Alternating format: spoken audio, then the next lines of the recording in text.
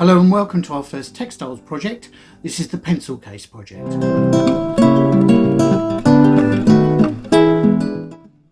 Here is a brief introduction to the materials that you will need to complete this practical project.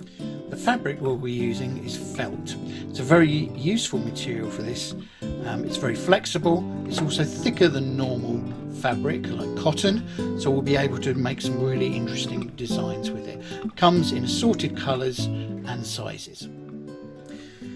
The needles we'll be using for this project are special embroidery needles. I've got a small, a medium and a large. The thing about these needles are they're a lot thicker and they have a much larger eye hole. If we compare them to a normal dress needle used for sewing clothes, you will see it's a lot thinner and the eye is a lot smaller.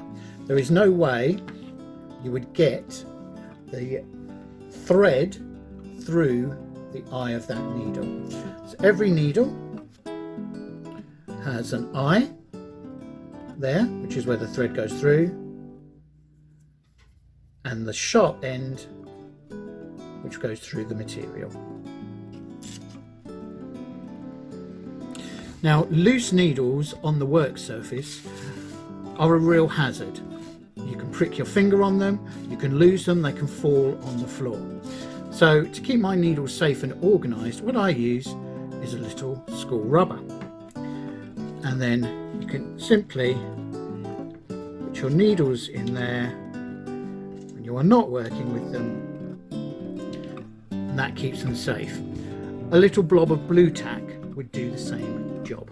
You can get pin cushions, but this is an easier way. Other basic items you will need: good pair of scissors, tape measure, a thimble that goes over our thumb to stop needles from pricking us.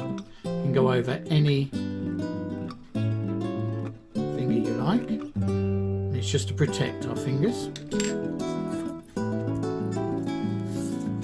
And this is a needle threader, which I will show you how to use.